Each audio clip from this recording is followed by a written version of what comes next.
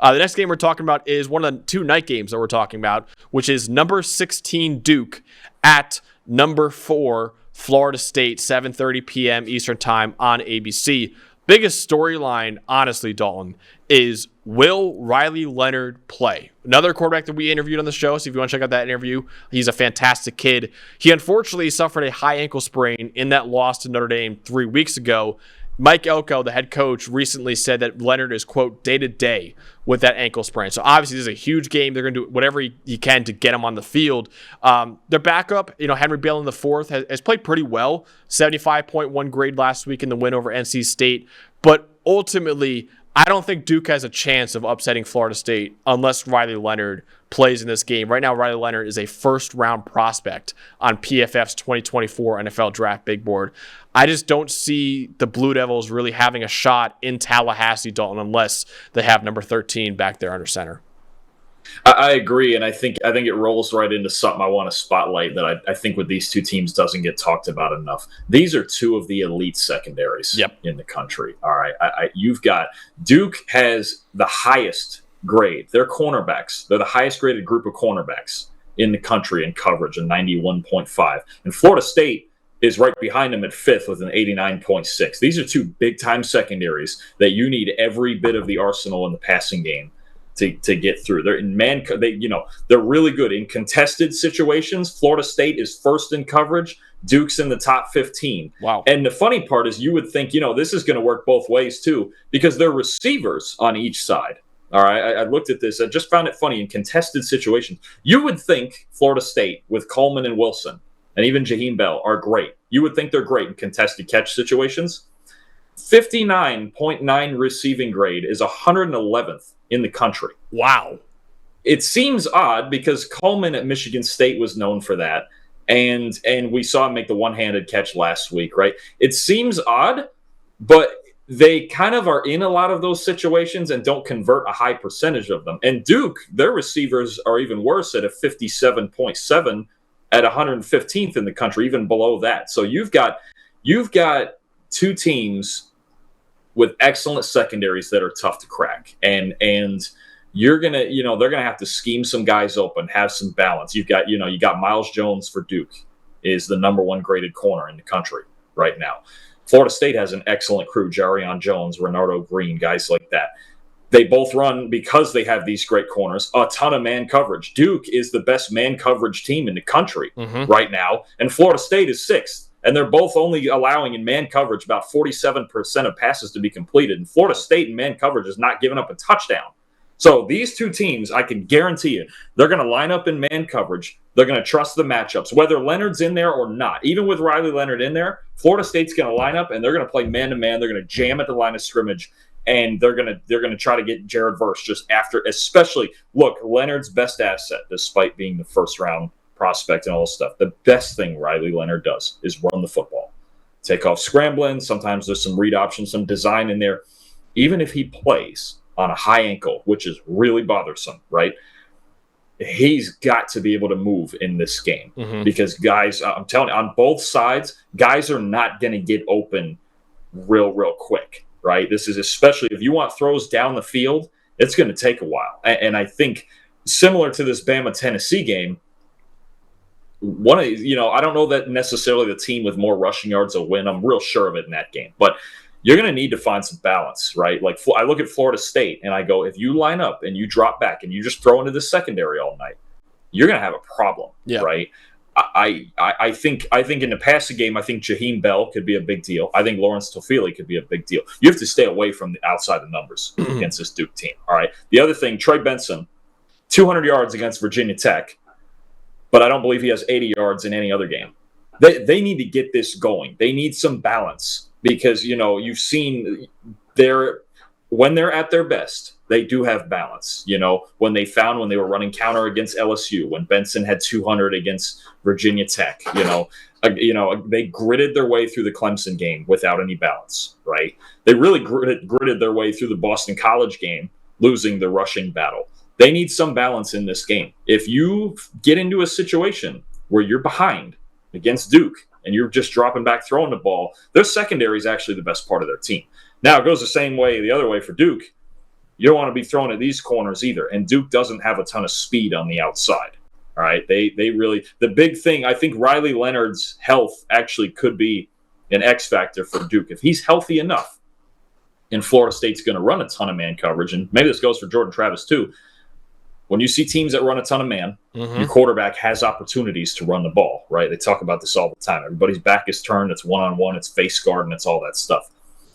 The quarterback run game could be massive in this game. But it all starts with finding ways to scheme through these corners for both of these teams. And I know it sounds funny that the focus is on when you have Jordan Travis and Riley Leonard, Coleman, and all this stuff on both teams' offenses. Graham Barton, let's say, up front for Duke, right? Just NFL draft picks left and right. And yet I think everything is based around these secondaries, scheming things open, right?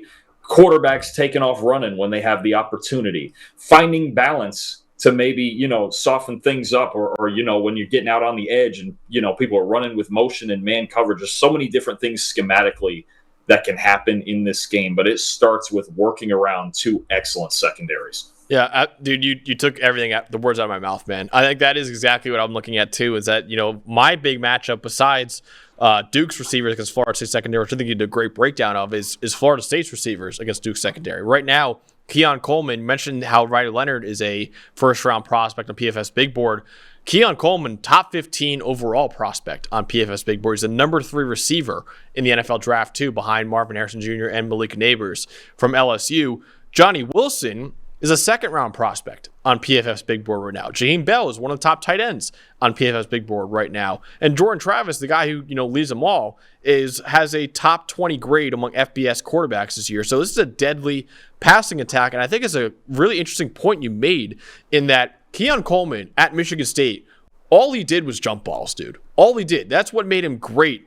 And Johnny Wilson is 6'7", 240 pounds. He looks like an NBA small forward out there. And the fact that they're struggling in jump ball situations is alarming almost a little bit, because they're not really, Keon Coleman's a pretty good separator, but this is not a team that's just going to beat you by route running. Like Florida State is going to beat you by just going up and getting it because they have the size to do it. And so that's a little alarming that they're not, taking advantage of those contested catch opportunities. You mentioned Duke right now. Their coverage grade leads the country, 93.9 so far this season. That leads the country. You mentioned Miles Jones. Duke also only allowing about 4.3 yards per coverage snap. That is the second fewest in the nation. I think only behind Penn State. And we mentioned before how Penn State, the offenses that they played have been pretty atrocious. So you can make an argument Duke really does have right now the best secondary, or one of the best secondaries at least, in college football. So it's going to be a really interesting game. And I think the quarterback run game, I think, was something I was going to bring up too, is that Jordan Travis is a really good runner of the football. We know this from last year. Riley Leonard is really good. I mean, he basically won that Clemson game himself on his legs. But if Riley Leonard, with that high ankle sprain, even if he plays, if he's not 100%, and if he can't move like he used to be able to, then it could be a long day for Duke's offense. But ultimately, Dalton, who are you rolling with in this ACC ranked game?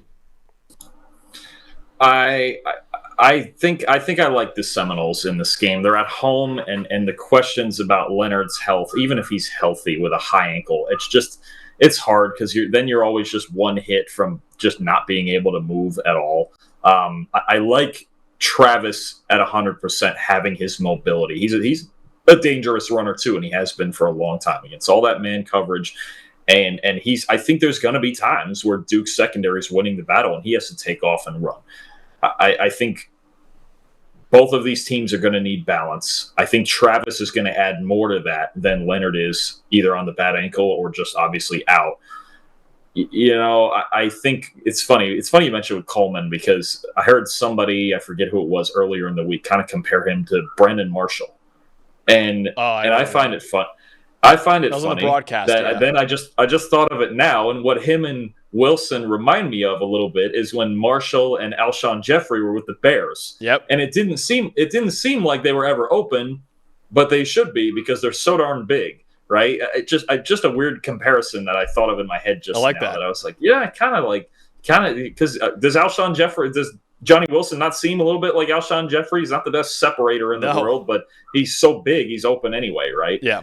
Anyway, I think it, the game being in Tallahassee, Jordan Travis, he's just become almost a master of grinding his way through games like this, right? Of just, they were down to LSU, they were struggling with Clemson, they were struggling with Boston College. I think this is another game where I just go, man, you feel like with the adversity Duke's now having with Riley Leonard, and they're not wicked explosive on offense, that Jordan Travis, even if this gets to be a defensive struggle, is going to find his way through it. It's just kind of what he does, and I think his feet actually could be the biggest part of this game. Again, man-to-man coverage.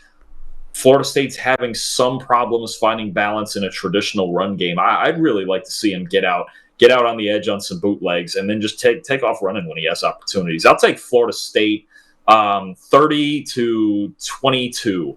Okay.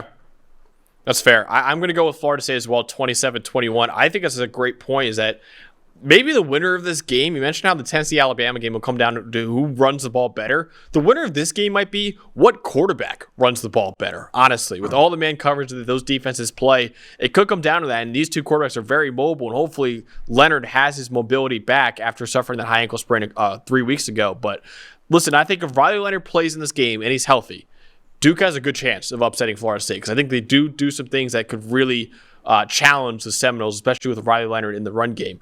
But since his health remains an unknown, I feel pretty good about Florida State in this game, especially if Leonard doesn't play at all.